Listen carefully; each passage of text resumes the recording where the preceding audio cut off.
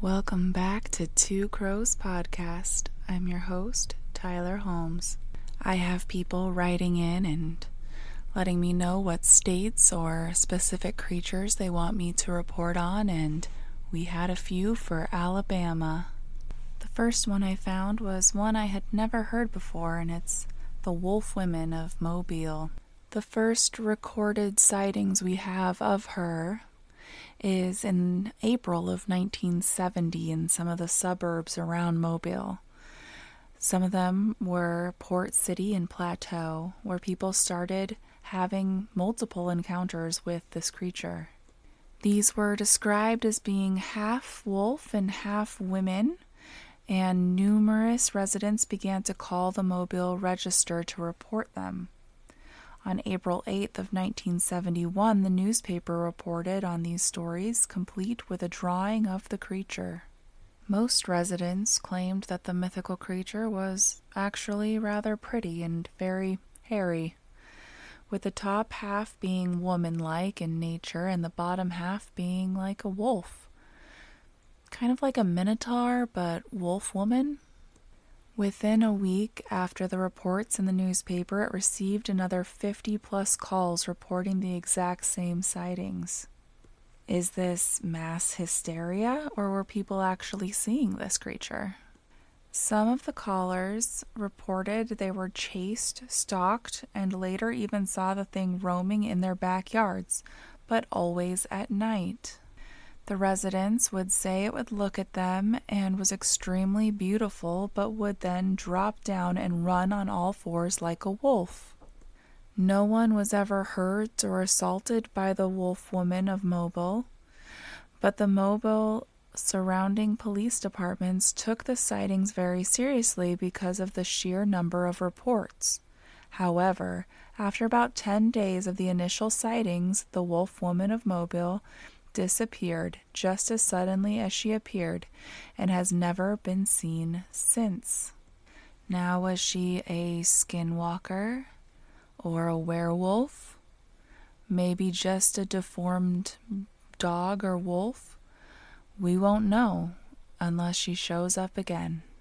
Next, we go over to Abeville, Alabama, where there is something sinister lurking around the streets, and it wants your children. And the children of Abeville are warned to be home before the street lights emerge, because there may be something lurking in the shadows, waiting just for them. So if the children there see a 7-foot-tall apparition wearing all black, with a fancy hat, you will see her swaying back and forth along the streets of Abeville, her long dress sweeping the floor behind her as she walks. And while she patrols the streets, if she sees something she likes, she will chase you down, wrap you up in her arms, hug you tight, and scream deep in your ear. Her name is Huggin Molly, and this is not a hug you're gonna want to encounter. One of the residents of this town says, on a cold, dark, rainy night, so bitterly cold, damp, and dark, when even street lights won't burn and the striking of a match refuses to yield the tiniest flame, on nights like this, Huggin Molly comes out of her lair and roams the street of Abeville to see whom she can find.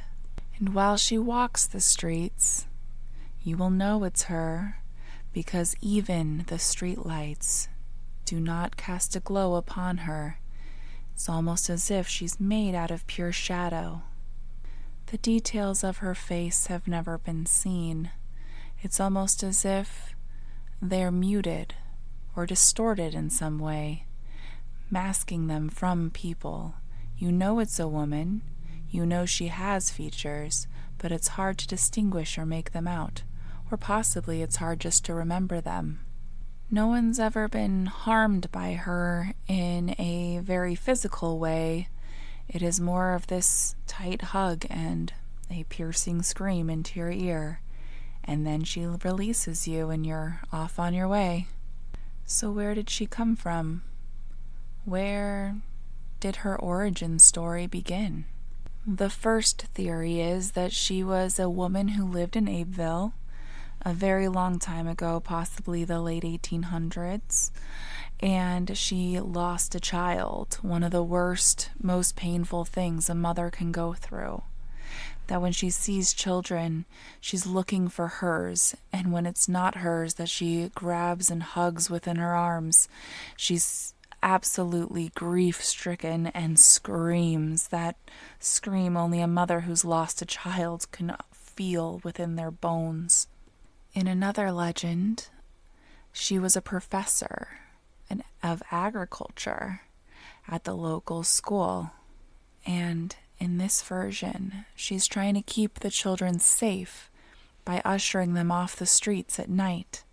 Possibly there was something out there harming children or people in general back when she was a professor, and she wants to get the children inside and protect them. Another story that has gone around was that someone or someones were getting dressed up and pretending to be an apparition and trying to scare children off the streets at night. An actual human being that was doing this. Then, possibly, mass hysteria begins and other people start to experience the same thing out of fear, which we've seen often, including when we had the dancing plague episode. Now, this being an apparition of a woman in black is something that we have not discussed before. We've talked about the gray ladies and the women in white, but we have not talked about the women in black. They are often seen in Europe, but also among the Americas, and it is seen that they have long black gowns, sometimes a veil covering their face. It appears almost as if they're mourning something.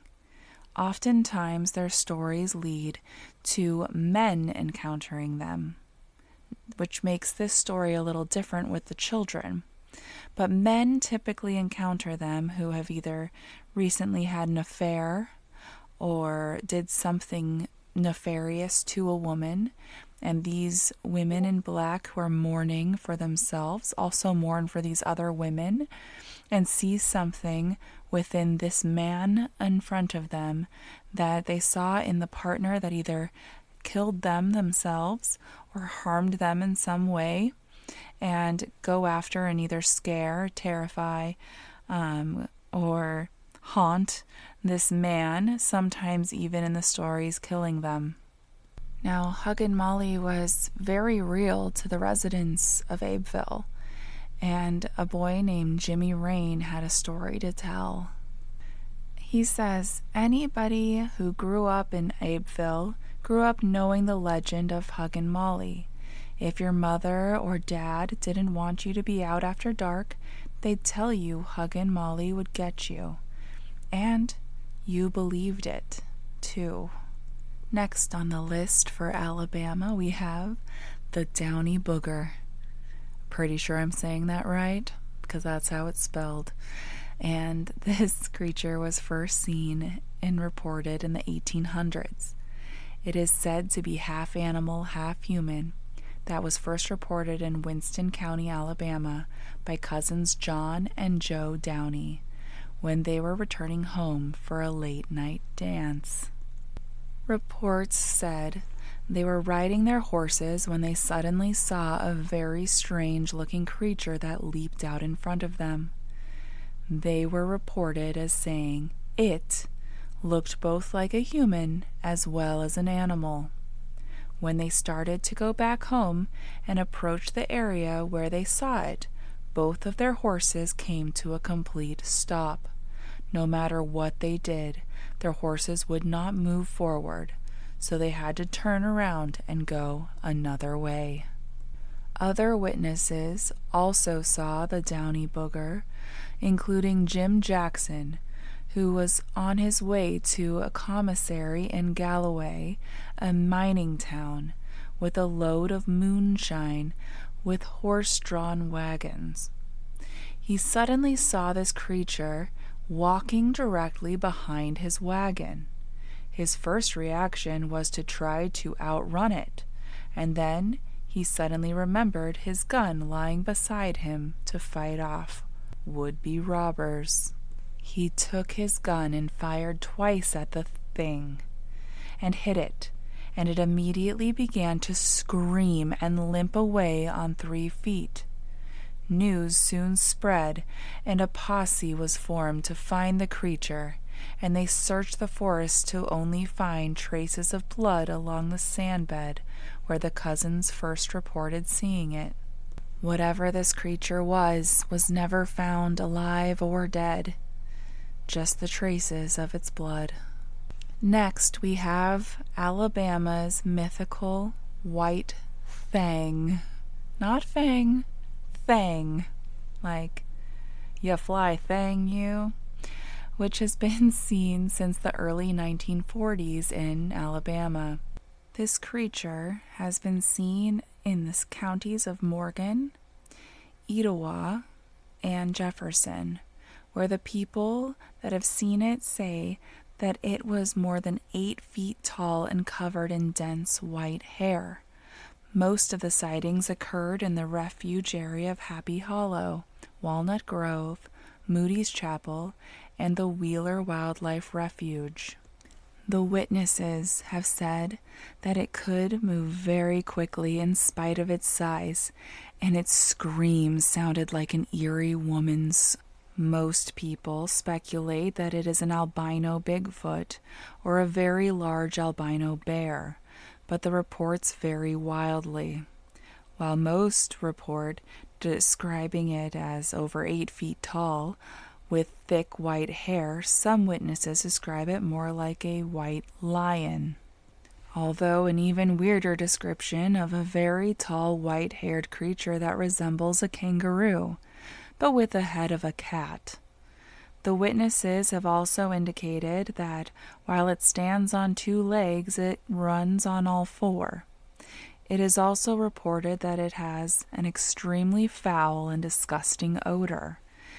This is quite common when talking about mythical creatures. There's almost a odor of either decay or like rotten egg, sulfur kind of a smell.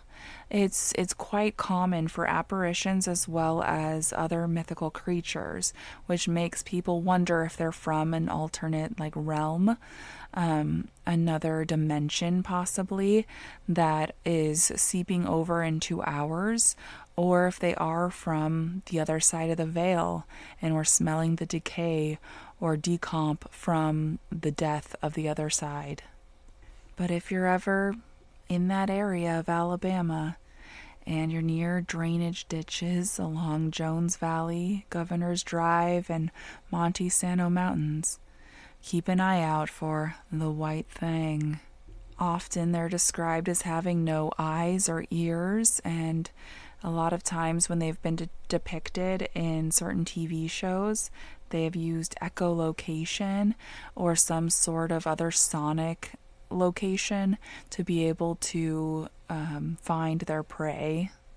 Which this albino sort of Bigfoot leads us into the other sightings of Bigfoot that have taken place in 41 of the 67 counties in Alabama. We all know our big friend that likes to be in the Pacific Northwest, but sightings have been all over the United States, and Alabama is a hotbed for those sightings.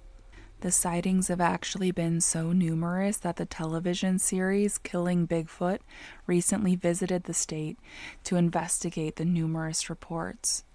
One of the state's most interesting reports involved a huge set of claw marks that were made by something much larger than a bear that was found in a tree in Escambia County in January of 2017.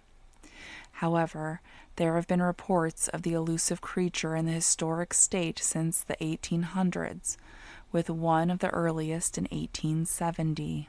In newspaper articles discovered by a Bruton attorney named Chuck Jones, these articles described a huge and strange something, and it was seen in an impenetrable jungle swamp located near Bruton.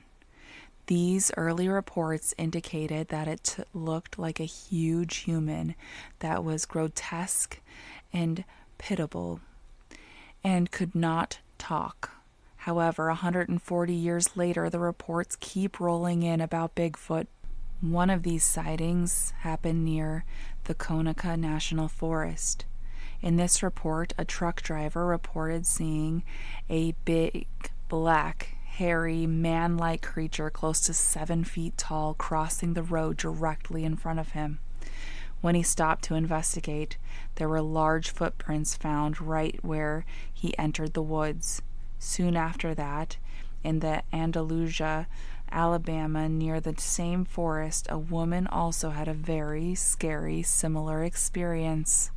One evening, she was closing her barn doors, only to look up and see a frightening sight, a huge creature covered in orange-tinted hair that she estimated weighed over 450 pounds. There have recently been so many sightings of the legendary Bigfoot near the town of Evergreen that it has been named the Bigfoot capital of Alabama.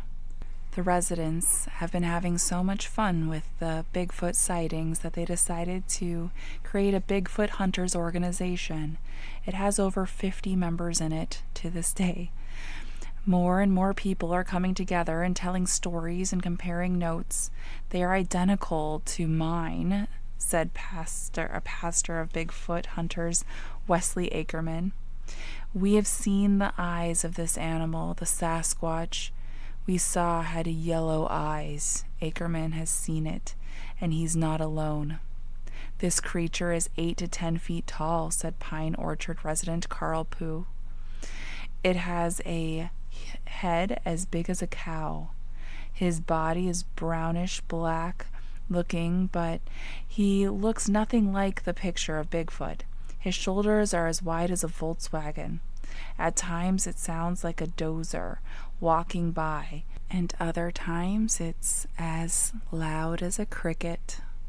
There are a lot of eyewitness reports of people watching it walk or run across the road, said Monroeville resident Ashley McFall. It's really big, really tall. You can't wrap your mind around how big it is. People from all walks of life are sharing similar stories about a creature they've seen roaming through Conecuh County. Ackerman took us out in the woods and showed us the knocking sound and the call that the Bigfoot makes, but we saw no sign of the big fella. They realized others may think they've lost their minds, according to WSFA 12. When I heard people talk about it, I didn't believe it, Pug said. But when you look at it and see its eyes, and you will believe it. If I had one wish, I wish you could see what my eyes saw. If I hadn't had some of the experiences and talked to the people I've talked to, I probably wouldn't believe it either, McFall said. What everyone wants is proof, McFall shared these Polaroid pictures with us. It's tough to make out, but he says these are footprints.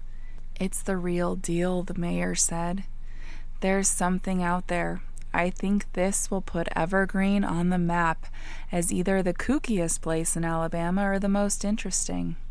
It's one of those things you may need to check out for yourself.